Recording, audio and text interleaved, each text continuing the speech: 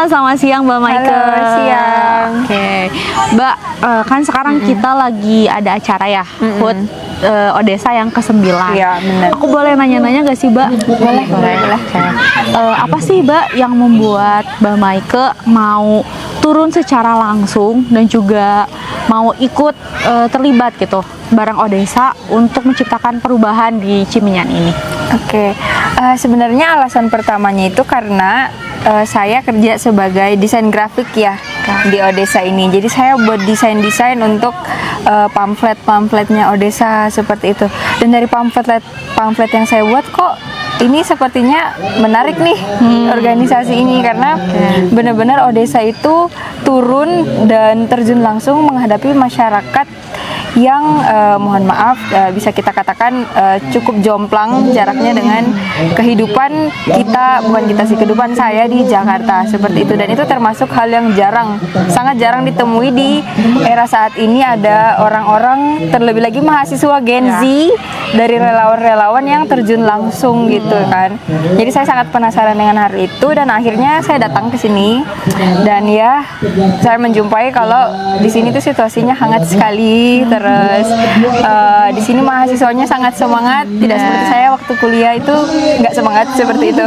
Di sini kita sangat semangat melakukan aktivitas di luar kampus dan datang lagi ke sini. Terus kita bisa membantu adik-adik terlebih kayak gitu, dan orang tuanya juga. Itu sangat menarik perhatian karena kalau kita bisa jujur, zaman sekarang itu sudah sangat jarang menemui orang-orang yang mau menyibukkan diri untuk hal seperti ini, di mana ini kan sifatnya relawan seperti itu ya. Kita tidak mendapatkan keuntungan, tapi kita menghabiskan waktu kita di mana orang-orang hanya sibuk untuk mencari keuntungan. Tapi di Odesa itu kita tidak seperti itu.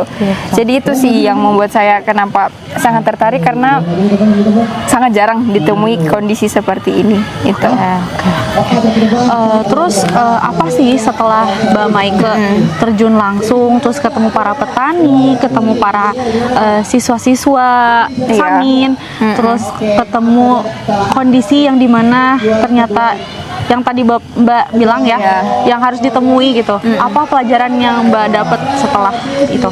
Ya, sebenarnya sangat banyak pelajaran yang saya dapat di Odesa selama beberapa bulan, bahkan setahun belakangan ini semenjak saya ikut, baik saya ikut virtual ataupun pas saya langsung di sini. Yang pertama itu adalah kita harus bersyukur dan harus membuka mata untuk orang-orang di sekitar kita.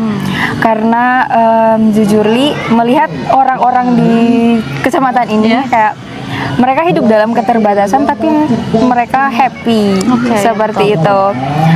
Sementara banyak orang-orang di luar yang sudah punya banyak harta dan sebagainya macamnya, tapi itu mereka tidak bersyukur. Dan lagi di Odesa ini tidak ada relawan atau pengurus yang menutup mata untuk orang-orang di sekitarnya, di mana saat ini orang-orang udah kebanyakan orang-orang di luar sana ya, bukan di Odesa itu ya sibuk dengan diri sendiri.